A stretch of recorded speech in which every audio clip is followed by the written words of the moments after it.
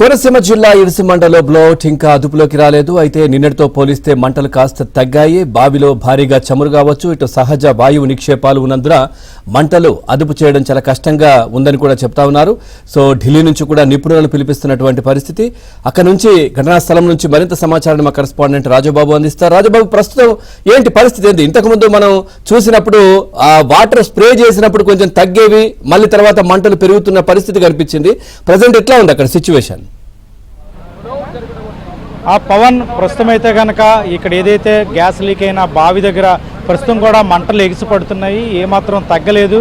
అంటే వాటర్ ద్వారా ఇక్కడ పంపు సెట్ల ద్వారా వాటర్ పంపింగ్ చేస్తున్నారు. అయితే కేవలం ప్రస్తుతం వేడిని తగ్గించేందుకు, వేడి తీవ్రతను తగ్గించేందుకే వాటర్ పంపింగ్ చేస్తున్న దృశ్యాలను కూడా మనం విజువల్స్లో చూడవచ్చు. అయితే మంటలు మాత్రం నిన్నటితో పోలిస్తే కాస్త తగ్గుముఖం పట్టాయని చెప్పవచ్చు. మనం విజువల్స్లో చూస్తున్నాము.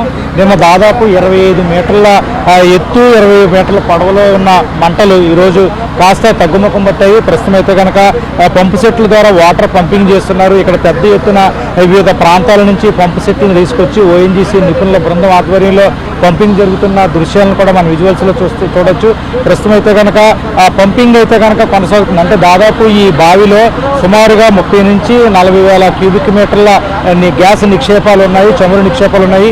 అవి పూర్తిగా బయటకు వచ్చే వరకు మంటలు కొనసాగుతాయనే అంచనాతో ఇక్కడ ఓఎన్జీసీ నిపుణుల బృందం అయితే కనుక అంచనా వేస్తుంది. ప్రస్తుతం అయితే కనుక కేవలం నిన్న 50 డిగ్రీల ఉష్ణోగ్రత ఉంటే ప్రస్తుతం ఈ వాటర్ పంపింగ్ ద్వారా ఉష్ణోగ్రత తీవ్రతను తగ్గించేందుకు మాత్రం వాటర్ పంపింగ్ చేస్తున్నారు.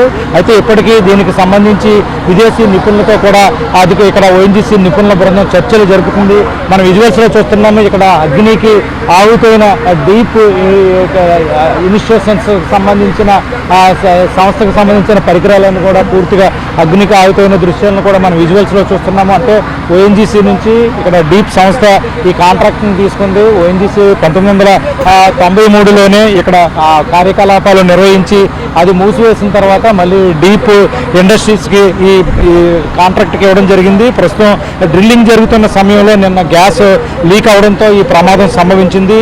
అంటే ఆ ఓఎన్జీసీ నిపుణుల బృందం చెప్పిన దాని ప్రకారంగా చూస్తే కనుక ఇక్కడ భూగర్భంలో ప్రస్తుతం ఏదైతే మనం బోరుబావి దగ్గర ఉన్నామో ఇక్కడ నిన్న ఒక్కరోజే 2.7 కిలోమీటర్ల లోతుకు వెళ్ళి డ్రిల్లింగ్ చేస్తుండగా ఒక్కసారిగా 2500 పీడనం ఇక్కడ ఒక్కసారిగా భారీ స్థాయిలో ఎగిసిపడింది.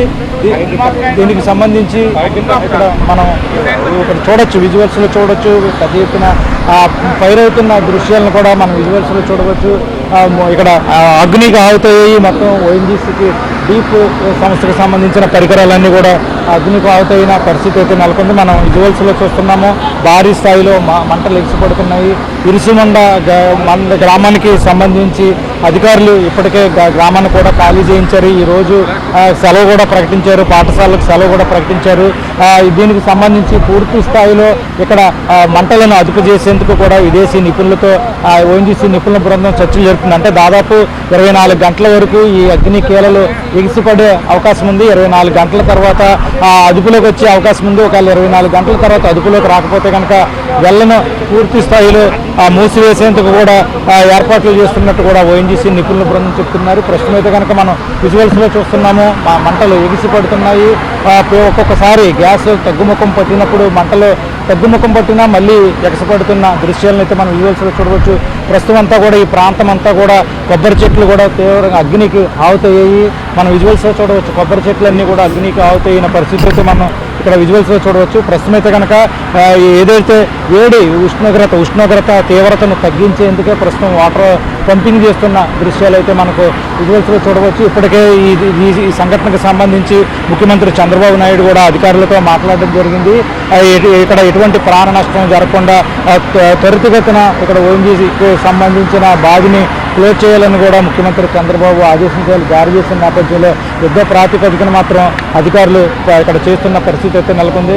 ముఖ్యంగా చూస్తే కనుక 1995లో 30 ఏళ్ల క్రితం దాదాపు పాసర్లపూడిలో బ్లోఅవుట్ వచ్చింది. అప్పుడు దాదాపు 65 రోజుల పాటు బ్లోఅవుట్ కొనసాగింది.